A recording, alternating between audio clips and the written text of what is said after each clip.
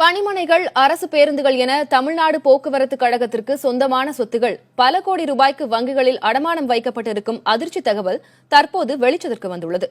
தகவல் அறியும் உரிமை சட்டத்தின் கீழ் இவை தெரிய வந்திருக்கின்றன. தனியார் நிறுவனங்கள் ஒரு சில பேருந்துகளை மட்டும் வைத்துக் கொண்டு லாபகரமாக இயங்கி வரும் நிலையில் 22,743 பேருந்துகளுடன் செயல்படும் தமிழ்நாடு போக்குவரத்து கழகம் நஷ்டத்தில் இயங்கி வருகிறது.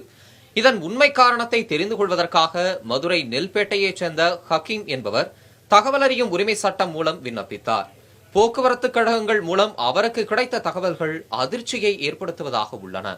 சென்னை போக்குவரத்து கழகத்தின் கீழ் 34 பணிமனைகளும் தலைமையகத்தின் கீழ் 33 பிரிவுகளும் செயல்பட்டு வருகின்றன. அதில் அயனாவரம், மந்தைவெளி, அண்ணாநகர், அம்பத்தூர், பேசின் பாலம், சைதாப்பேட்டை, திருவான்மியூர், பெரம்பூர், தியாகராய நகர் பணிமனை பேருந்து நிலையங்கள் அடமானத்தில் இருப்பது தெரியவந்துள்ளது. சென்னை போக்குவரத்து கழகத்தின் அடையாளமான பல்லவன் இல்லம், பட்லஸ் சாலையில் உள்ள போக்குவரத்து தொழிற்சாலை, 490 பேருந்துகள் என சென்னை மாநகர போக்குவரத்து கழகத்தின் சொத்துக்கள் மட்டும் 580 கோடியே 63 லட்சத்திற்கு வங்கிகளிலும் அரசிடமும் அடமானம் வைக்கப்பட்டுள்ளன. மதுரை போக்குவரத்து கழகத்தின் 39 பணிமனைகளில் 30 பணிமனைகள் 363 கோடியே 77 லட்சத்திற்கு அடமானம் வைக்கப்பட்டுள்ளது. கோவை போக்குவரத்து கழகத்தில் 377 பேருந்துகளுடன் அதன் அனைத்து சொத்துகளும் 1466 கோடியே 65 லட்சத்திற்கு அடமானம் வைக்கப்பட்டிருப்பது தகவல் அறியும் உரிமை சட்டத்தின் மூலம் தெரியவந்துள்ளது. பொதுத்துறை வங்கிகளிலே பொதுத்துறை நிறுவனமான தமிழ்நாடு போக்குவரத்து கழகம் வைத்திருக்கின்ற கடனுடைய அளவு, அடமானத்துடைய அளவு பல்லாயிரம் கோடி ரூபாய். இந்த பல்லாயிரம் கோடி ரூபாய்க்கு ஆண்டு ஒன்றுக்கு ஆயிரக்கணக்கான கோடிகள், அதாவது குறிப்பாக ஒரு 2000-3000 கோடிகளை வட்டியாக மட்டும் செலுத்துகின்ற நிலைமை, அவல நிலைமையிலே தமிழ்நாடு போக்குவரத்து கழகம் இருக்கிறது என்பது இந்த தகவல் உரிமை சட்டத்தின் மூலமாக வெளிவருகிறது. ஆட்சியாளர்கள் தங்கள் கொள்கை முடிவிற்கு ஏற்ப சுயமாக தேர்தல் நேரங்களில் போக்குவரத்து கழகம் சார்ந்த இலவச அறிவிப்புகளை வெளியிடுவதே இந்த நிலைக்கு பிரதான காரணம் என்ற புகார் எழுந்துள்ளது.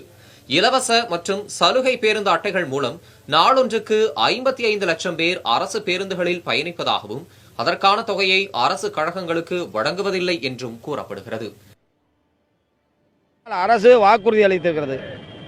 பெட்ரோல் விலை ஏறினாலும் சரி, டீசல் விலை ஏறினாலும் சரி, உதிரி பாகங்களுடைய விலை ஏறினாலும் சரி, சம்பள உயர்வானாலும் சரி, எதனால் ஏற்பட்டாலும் அதனுடைய எல்லா விதமான செலவு தொகையை புறம் அரசு தான் ஏற்றுக்கொள்ள வேண்டும். ஏன்னா அரசு தான் 55 லட்சம் பேருக்கு மேலானவர்களை அரசு உத்தரவின் மீதில் போக்குவரத்து கழகத்தில் பயன்படுத்துவதற்கு அனுமதித்திருக்கிறார்கள்.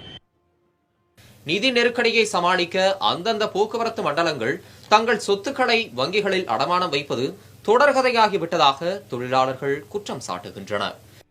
இந்த பற்றாக்குறையை ஈடு செய்வதற்காக அவர்கள் தன்னுடைய குழும கூட்டத்தை, போர்ட் ஆஃப் டைரக்ஷன் மீட்டிங்கை கூட்டிக் கொண்டு இந்த மாதம் சம்பளம் போடவில்லை, ஆகவே எங்களுக்கு பணம் ஏற்படுகிறது, இந்த பணிமனையை அடமானம் வைக்கலாம், அடுத்தது அந்த பணிமனையை அடமானம் வைக்கலாம் என்று பணிமனை முழுவதும் கிட்டத்தட்ட 300 பணிமனைகளை போக்குவரத்து கழக அதிகாரிகள் வங்கியில் அடமானமாக வைத்திருக்கிறார்கள். கடுமையான நிதி பற்றாக்குறையால் தமிழகத்தில் இயக்கப்படும் அரசு பேருந்துகளில் 75% பேருந்துகள் காலாவதியானவை என கூறப்படுகிறது. பழுதடைந்த பேருந்துகளாலேயே விபத்துகள் நிகழ்வதாகவும் அரசு பேருந்துகள் மீதான மக்களின் நம்பிக்கை குறைந்து வருவதாகவும் தொழிற்சங்க நிர்வாகிகள் கூறுகின்றனர்.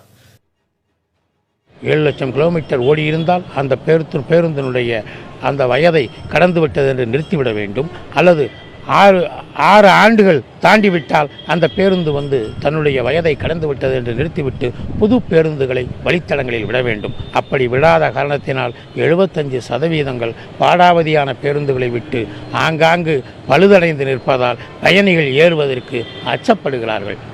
மின்வாரியம் போன்று போக்குவரத்து கழக செலவினங்களையும் அரசு ஏற்றால் மட்டுமே தமிழ்நாடு போக்குவரத்து கழகத்தை காப்பாற்ற முடியும் என்கின்றனர் அதில் பணியாற்றும் தொழிலாளர்கள். புதிய தலைமுறைக்காக ஒளிப்பதிவாளர்கள் இந்திரகுமார் மற்றும் குணாவுடன் செய்தியாளர் நாகேந்திரன்.